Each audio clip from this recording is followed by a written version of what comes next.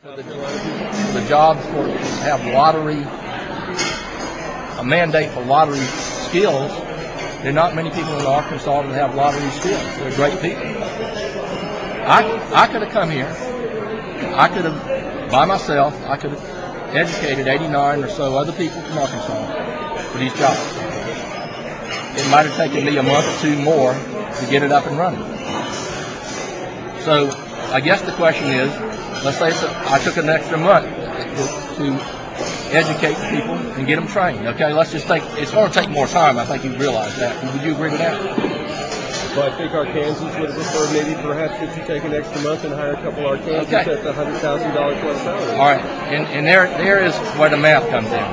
That means $7.5 million less for scholarships for their families. So if it was your son and daughter, you'd be okay losing a scholarship. I think if it were my son and daughter, I think I would like to have them see an opportunity to have a job with the Lottery Commission. Okay, but you didn't answer my question. If it's between you getting, for your son or daughter, getting a $5,000 scholarship or not, which is what's at stake right now, you're okay with just going that $5,000, which actually is about $8,000. You're okay just trashing that, and you can speak for every 2.8 million people like that. They're just okay throwing that $7.5 million away. And you're willing to speak for the population of Arkansas now. Well, what I'm willing to do, sir, is to say that several people are confused about the high salaries that have been spent on the people hired already, right, and the fact that those weren't Arkansans hired for those high salaries. And I tried to answer that. And it didn't sound like you gave me the answer. I did. Well, I will say this. It takes a longer period of time to train people that have no lottery experience to get them the lottery experience. Would you agree with that? I would, sir. Let's say for 89 people, that's an extra month. Would you agree with that? Possibly. Okay. It might be 2 months, but let's just say for the sake of argument, it's a month. That's $7.5 million to the people of Arkansas and their families. That's $5,000 a scholarship. What is that? That's 1,500 scholarships that you've just thrown down the drain. Well, you haven't, but that's 1,500 scholarships that have just gone down the drain that people would get. And other Arkansans would ask, how many scholarships would there be if your salary were $100,000 less? Well, I guess this gets into how you attract people to come to run a lottery. It does, sir. Okay.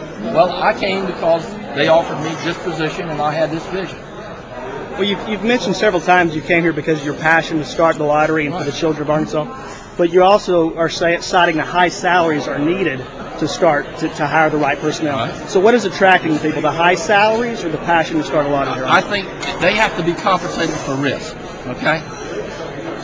Let me place you in my position in South Carolina and the other two people. We're sitting there, and I got $226,000 a year running a $1 billion business. And all my commission would say, I think y'all called them up, didn't you? One of my commission members, Mr. Burris, said, I'm mad at you folks for taking me. Now, Arkansas calls, and they say, are you interested in this job? Well, I've been out there twice. It looks appealing to me, but I will talk to you about it. Should I talk to them about it for $10,000 more, $20,000 more? I don't know what the figure is. I talked to my state retirement people, and I had to buy out my state retirement of $44,000 to get here. It actually had to come out my pocket. Now I come out here, and there's a risk in the financial world. There's a risk versus reward trade-off. Okay, I'm coming out here, don't know hardly a soul out here, leaving a $226,000 job I got on cruise control in an environment I know, where I grew up and where I could actually have the 4th of July off and Christmas off, and I'm coming out here for a sum of money to do a certain job. Okay, there's an interest in me personally to, I don't want to say climb the mountaintop again, but climb Mount Everest one more time and make this into something special and be part of something special for Arkansans for generations. Okay, that appeals to me, but I cannot leave my environment, my culture, for a lateral move. Would you do that? Because I have no security out here. I don't know how else to say it. I don't have a contract. I shook hands with people. That's the way I do business. The other two the same way, except Barden had a $148,000 buyout. So, I mean, you come out here, you need to be compensated for the additional risk you take to come out here with this situation, and the fact that I'm 62 years old. I don't have many 4th of Julys left in life. I think that's a time clock that's evident to everybody. So I just left one 4th of July that I would have had with my children and grandchildren on the beach in South Carolina to work here at 9 o'clock at night with Miss Baldridge and some others. I'm not complaining about that.